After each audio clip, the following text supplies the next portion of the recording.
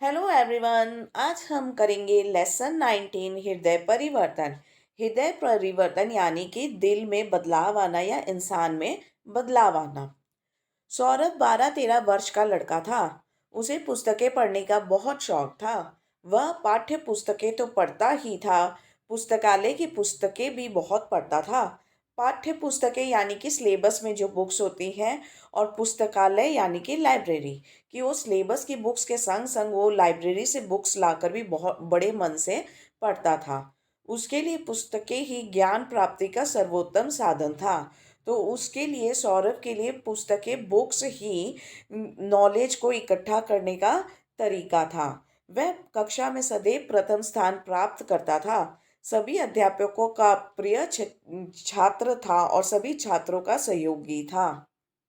आज रविवार के दिन वह अपने घर में सुबह से महात्मा गांधी की आत्मकथा, यानी कि जब इंसान अपने बारे में ही कोई पुस्तक लिखता है उसे कहते हैं आत्मकथा, सत्य के प्रयोग पढ़ रहा था। पुस्तक में गांधी जी के जीवन के कुछ प्रसंगों से वह बहुत प्रभावित हुआ। प्रसंगों यानी कि इंसिडेंट्स। वह अपने भीतर कुछ परिवर्तन अनुभव कर रहा था। परिवर्तन, चेंज। रात को सोने से पूर्व उसने सोमवार की समय सारणी यानी कि रूटीन के अनुसार अपना बस्ता तैयार किया और बिस्तर पर लेट गया। उसे नींद नहीं आ रही थी। वह बेचैनी में पुनः उठा और बस्ते में से सभी पाठ्य पुस्तकों को बाहर निकाल दिया। खाली बस्ते को कहानियों, उपन्यासों व ज्ञान वृद्धि की ढेर सी किताबों से भर लिया और फिर सो गया। सोमवार को विद्यालय की प्रार्थना सभा यानी कि मॉर्निंग असेंबली जो होती है, के पश्चात, बाद में, वह अपना बस्ता लेकर सीधा प्रधानाचार्य यानी कि प्रिंसिपल के ऑफिस में आ गया। प्रधानाचार्य अपने ऑफिस में नहीं थे। उसने जल्दी जल्दी बस्ते में से सभी पुस्तकें निकाल कर मेज पर रख दी तथा अपराधी की भांति सिर झुकाए चुपचाप खड़ा हो गया। उसका हृदय धक धक कर रहा था।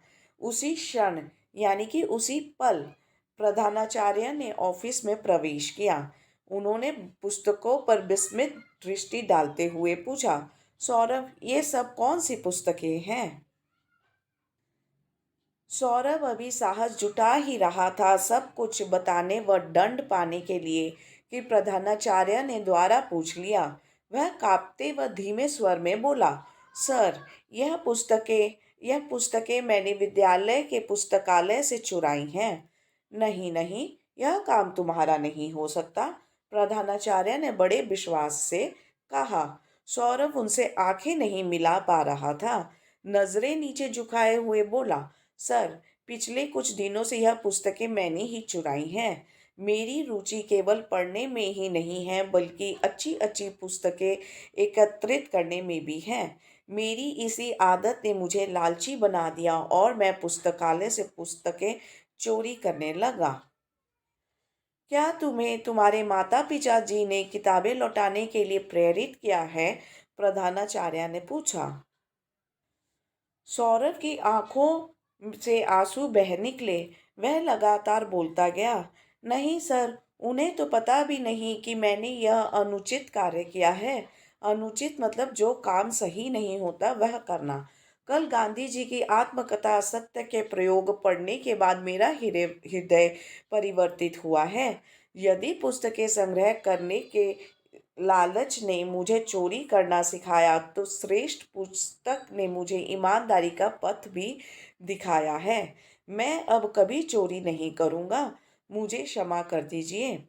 तो इधर सौरभ कहता है कि अगर पुस्तकें यानी कि किताबें इकट्ठा करने के लालच ने उसे चोरी सिखाया, तो एक बहुत ही अच्छे पुस्तक ने उसे सही रास्ता भी दिखा दिया।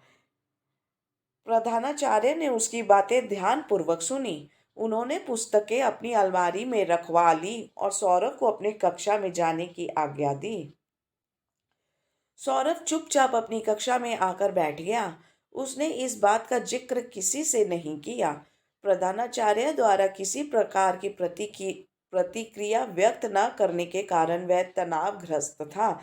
तनावग्रस्त मतलब यानी कि दुखी था। किसी प्रकार की सजा न मिलने के कारण उसके मन पर बोझ था। सौरभ तो यही सोच के गया था वो प्रधानाचार्य के ऑफिस में कि चोरी करने के चलते उसे सजा मिलेगी, पर ऐसा तो कुछ भी नहीं हुआ था। तो यही चीज़ बल्कि उसके मन पे बोझ बनी हुई थी कि मुझे पनिशमेंट क्यों नहीं मिला, कि मैंने तो गलत काम किया था। तभी सभी कक्षाओं में सूचित किया गया कि आज 14 नवंबर के दिन बाल दिवस मनाया जाएगा।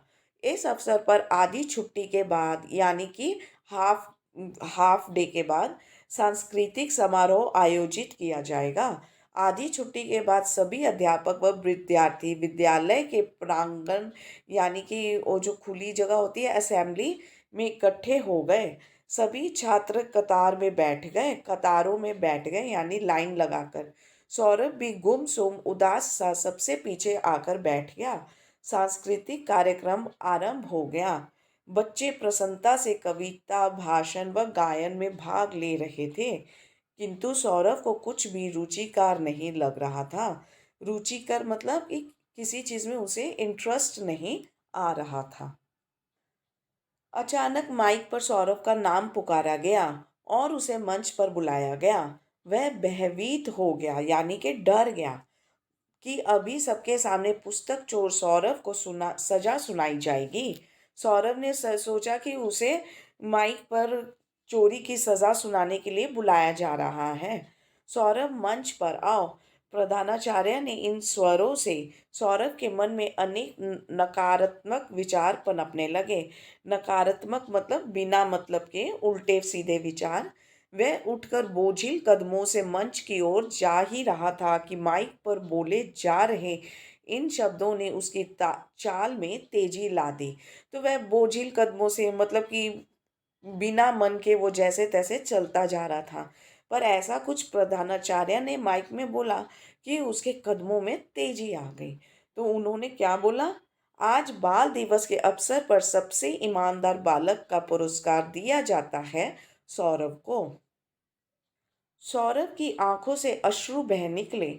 मंच पर पहुंचकर उसने प्रधानाचार्य के चरण स्पर्श किए तो उन्होंने उसे गले लगा लिया। मत चरण स्पर्श करना मतलब पाँव छूना। सौरभ को पुरस्कार में पुस्तकें देते हुए उन्होंने धीरे से उसके कान में कहा, मैंने तुम्हें क्षमा कर दिया है क्योंकि तुम्हारी ईमानदारी और सच्चाई ने तुम्हारी बुराई पर विजय पा ली है। बच्चों की तालियों की आवाज से सौरभ के कानों में केवल यही शब्द गूंज रहे थे, तुम्हारी ईमानदारी और सच्चाई। तो बच्चों ये था हमारा पाठ और अब हम करेंगे पाठ अभ्यास। सबसे पहले हम करेंगे शब्दार्थ। पुस्तकालय, वह वह भवन यहाँ अध्ययन हेतु पुस्तकों का संग्रह किया जाता है, यानी कि लाइब्रेरी। सर्वोत्तम, सबसे अच्छा। समय सारणी, समय की सूची जो रूटीन होती है जिसके हिसाब से आप डेली अपने बुक्स सजाते हो, वही। श्रेष्ठ, अति उत्तम। सांस्कृतिक समारोह, संस्कृति संबंधी कार्यक्रम। अश्रु, आंसू। आत्मकथा, अपने जीवन की कथा। एकत्रित, इकट्ठा किया हुआ। जिक्र, चर्चा मतलब किसी चीज पर बात करना। प्रंगन, आंगन। अब हम करेंगे इस पाठ के प्रश्नों उत्तर। क्वेश्चन नंबर 1, सौरभ को किसका शौक था? उत्तर, सौरभ को पुस्तकें पढ़ने का शौक था। क्वेश्चन नंबर 2, वह रविवार के दिन कौन सी पुस्तक पढ़ रहा था? उत्तर, वह रविवार के दिन महात्मा गांधी जी की आत्मकथा सत्य के प्रयोग पढ़ रहा था। क्वेश्चन नंबर 3, प्रार्थना सभा के पश्चात सौरभ ने प्रधानाचार्य के ऑफिस में जाकर क्या किया? उत्तर, प्रार्थना सभा के पश्चात सौरभ प्रधानाचार्य के ऑफिस में जाकर जल्दी जल्दी अपने बस्ते से सभी पुस्तकें निकाल कर मेज पर रख दी तथा अपराधी की भांति सिर झुकाए चुपचाप खड़ा हो गया। क्वेश्चन नंबर 4, सौरभ ने पुस्तकें कहाँ से और क्यों चुराई थी? उत्तर, सौरभ ने पुस्तकें विद्यालय के पुस्तकालय से चुराई थी क्योंकि उसे अच्छी अच्छी पुस्तकें सिर्फ पढ़ने में ही नहीं बल्कि एकत्रित करने में भी रुचि थी। क्वेश्चन नंबर 5, सौरभ का हृदय परिवर्तन कैसे हुआ? उत्तर, गांधी जी की आत्मकथा सत्य के प्रयोग पढ़ने के बाद सौरभ का हृदय परिवर्तित हुआ। क्वेश्चन नंबर 6, विद्यालय में 14 नवंबर को कौन सा दिवस मनाया गया? उत्तर, विद्यालय में 14 नवंबर को बाल दिवस मनाया गया। क्वेश्चन नंबर 7, सौरभ का नाम माइक पर पुकारे जाने पर वह भयभीत क्यों हो गया? उत्तर, सौरभ का नाम माइक पर पुकारे जाने पर वह इसलिए भयभीत हो गया क्योंकि उसे लगा कि पुस्तकें चुराने की सजा उसको सबके सामने सुनाई जाएगी। क्वेश्चन नंबर 8, बाल दिवस के अवसर पर सौरभ को कौन सा पुरस्कार दिया गया? उत्तर, बाल दिवस के अवसर पर सौरभ को सबसे ईमानदार बालक का पुरस्कार दिया गया। क्वेश्चन नंबर 9, सौरभ को पुरस्कार देते हुए प्रधानाचार्य ने धीरे से उसके कान में क्या कहा? उत्तर, सौरभ को पुरस्कार देते हुए प्रधानाचार्य ने धीरे से उसके कान में कहा कि मैंने तुम्हें क्षमा कर दिया है क्योंकि तुम्हारी ईमानदारी और सच्चाई ने तुम्हारी बुराई पर विजय पा ली है। अब हम करेंगे वाक्य बनाओ। ज्ञान वृद्धि। पुस्तकों को पढ़ने से व्यक्ति में ज्ञान की वृद्धि होती है। अश्रु। जब राम को चोट लगी तो उनकी आंखों से अश्रु छलक पड़े। अपराधी। पुलिस ने अपराधी को जेल में डाल दिया। संग्रह। मेरे पिताजी के पास किताबों की बहुत अच्छी संग्रह है। श्रेष्ठ। राम कक्षा में सबसे श्रेष्ठ विद्यार्थी है। पुरस्कार। प्रथम आने पर मुझे पुरस्कार दिया गया। अनुचित। झूठ बोलना अनुचित है। अ के प्रयोग से विपरीत शब्द बनाओ, यानी कि अ लगाओ इन शब्दों के आगे और इनके विपरीत बनाओ। प्रिय, अप्रिय। सहयोगी, असहयोगी। ज्ञान, अज्ञान। प्रसन्नता, अप्रसन्नता। सत्य, असत्य। विश्वास, अविश्वास। अब हम करेंगे पर्यायवाची शब्द लिखो। रात, निशा, रजनी। दिन, दिवस, वार। घर, भवन, गृह। माता, अम्मा, मातु। पिता, जनक, बापू। पथ, रास्ता, मार्ग।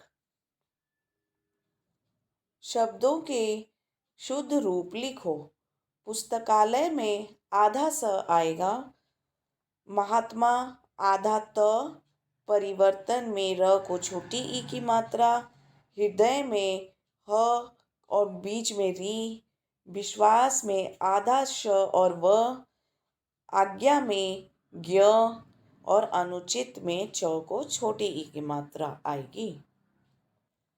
अनेक शब्दों के लिए एक शब्द लिखो। अपने जीवन की कथा, आत्मकथा। अपराध करने वाला, अपराधी। सहयोग करने वाला, सहयोगी। जिसकी आत्मा महान हो, महात्मा। जहाँ अध्ययन हेतु पुस्तकों का संग्रह किया गया जाता हो, पुस्तकालय। जहाँ विद्यार्थी विद्या ग्रहण करते हैं, विद्यालय। करो। सप्ताह के दिनों के नाम लिखो। रविवार, सोमवार, मंगलवार, बुधवार, गुरुवार, शुक्रवार और शनिवार। नंबर 2, विद्यालय में मनाए जाने वाले दिवसों के नाम लिखो। तो 4 दिवस मनाए जाते हैं। शिक्षक दिवस, बाल दिवस, स्वतंत्रता दिवस और गणतंत्रता दिवस। नंबर 3, महापुरुषों द्वारा लिखी पुस्तकों के नाम लिखो। तो कुछ पुस्तकों के नाम हैं हिंद स्वराज, जिसको महात्मा गांधी जी ने लिखी थी। नंबर 2, मेरे सपनों का भारत, महात्मा गांधी। नंबर 3, धर्म और धर्मनायक, जवाहरलाल नेहरू। नंबर 4, मेरी कहानी, जवाहरलाल नेहरू। और नंबर 5, द इंडियन स्ट्रगल, इसको लिखा था सुभाष चंद्र बोस जी ने। तो ये था आपका पाठ नंबर 18। अगर आपको ये पाठ पसंद आया होए तो please like share and subscribe to our channel. Thank you very much everyone. Bye bye.